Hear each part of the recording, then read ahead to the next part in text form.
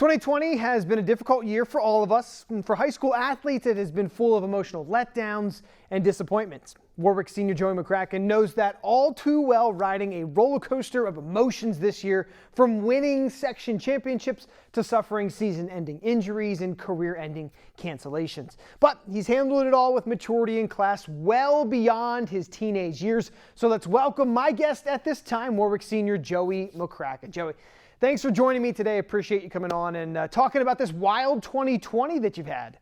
Yeah, no problem. Thanks for having me. Sure. Yeah, it's been with a bunch of different seasons, both in the fall and the winter here. But let's start with football since that's kind of fresh in our minds here.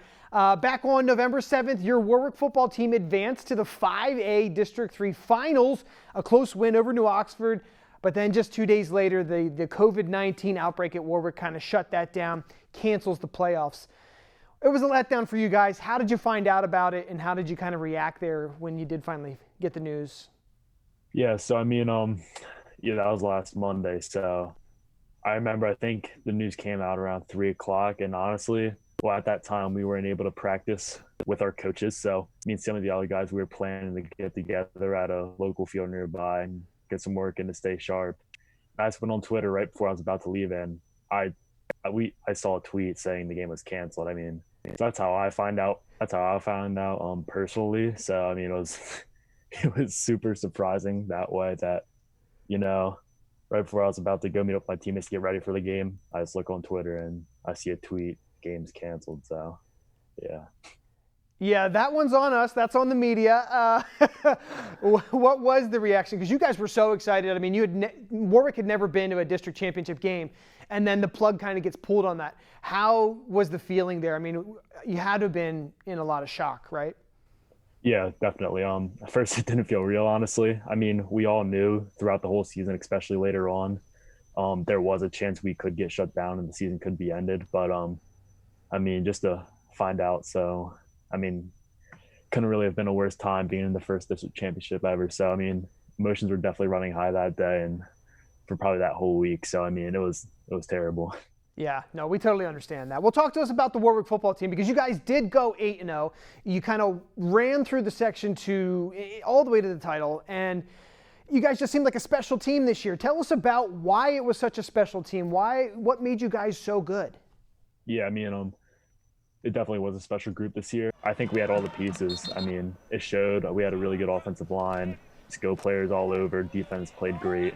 So we had a lot of good players, athletic-wise and skill-wise, but I think the main thing that made us special was our team chemistry and how we were all just really good friends. And I think it really showed not be able to be together the whole off season. Just having that chemistry and being super close. I think that's what made us different from other teams. And a lot of us are wondering, how would you have matched up with Governor Mifflin? What were you guys saying? What was the coaching staff kind of leaning towards? Was there any game plan implemented at all, or was it all still too early for that? Yeah, so Governor Mifflin, obviously they're an amazing team.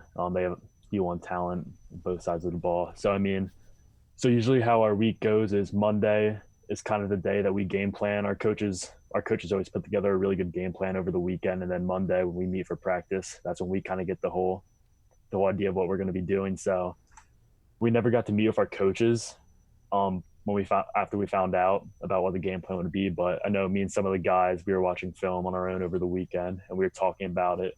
I don't really game plan for the defensive side of the ball, but offensively, one thing we noticed was they play all-man defense. So we have a lot of trust in our wide receivers to be the better athlete in that situation. So we're playing to throw the ball a little bit, I think. And I was super excited for that game to try to prove ourselves. All right, a little scouting report there from you. Appreciate that. On a personal note, you've had to deal with a lot of adversity this year. It's come from all over. Obviously, the undefeated season comes to an end because of COVID-19, but also the devastating knee injury back at the end of the winter season. And somehow, you've been able to take it all in stride and come out a stronger person. How did you do that? How was that for you? Yeah, it seems like a while ago now, but it was definitely pretty hard. So, I got my surgery February 12th, so that was right before everything got shut down with COVID. So, I had a lot of good people working with me, from my physical therapy group to just Sheila, our athletic trainer at the school, all my coaches, all my friends.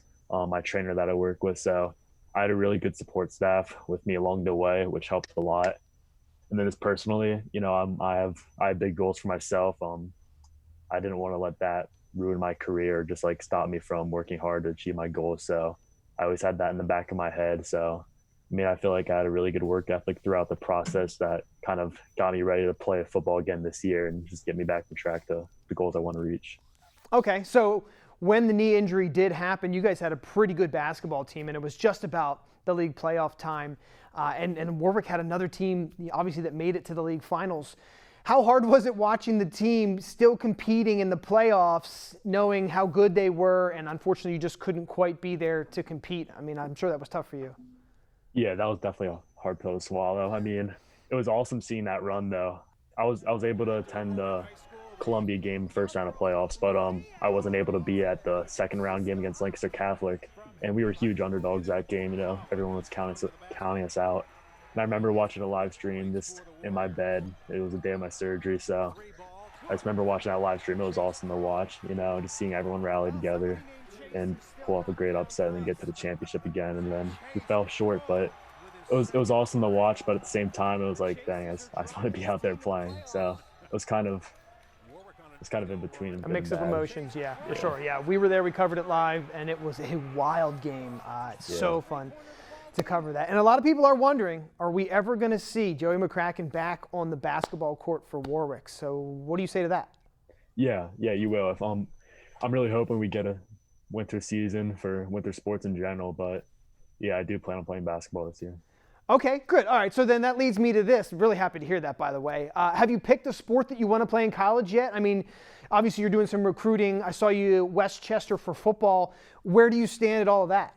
Yeah, so I've kind of been narrowing it down a little more recently. I think I'm going to be playing football in college, but both options are still available. Depending on what happens in my senior year of basketball. So but right now, just with the amount of interest I have in football, it's probably what's going to be better for me. Okay. So are you leaning towards the PSAC now? Because, again, we saw you at Westchester. I'm sure more from the PSAC will come. Where are you at on all of that? Yeah, so I've been getting a lot of PSAC interest lately. So I've been hearing from a bunch of those schools. And, just with COVID and everything, with my knee injury, recruitment's been a wild ride. So there's been schools that have kind of like told me off because they wanted to see me recover. And then there's some schools, just with the situations now with seniors getting another year of eligibility, there's schools that aren't taking quarterbacks in their recruiting class because they have one or two coming back as seniors. They just don't have the money for that. So, yeah. It's just crazy time. So, but yeah, right now I'm hearing from a lot of PSAC schools. Good. All right. Good to hear that. It is a wild year for sure. Winter season is approaching. How are you and your basketball teammates feeling? Are you excited? Are you nervous, anxious, something to prove there? Yeah, I feel like it's kind of a feeling of both. We've been excited to get back at it. After last year, we feel like we have a lot of pieces coming back to make another championship game run and then try to make a run in districts. But, you always have those nerves of, are we going to have a season? It's just, I don't know. It's got to balance both. You have to have the faith that we will have a season, but you also don't want to get too far ahead of yourself. So, I don't know. Right now, it's kind of just work like you're going to have a season. All right. We await the news. Joey, thanks so much for taking time to chat with us. Good luck with the rest of your high school career. We look forward to potentially seeing you on the basketball court. And, of course, good luck choosing the right college for you. Thank you. I appreciate you having me on.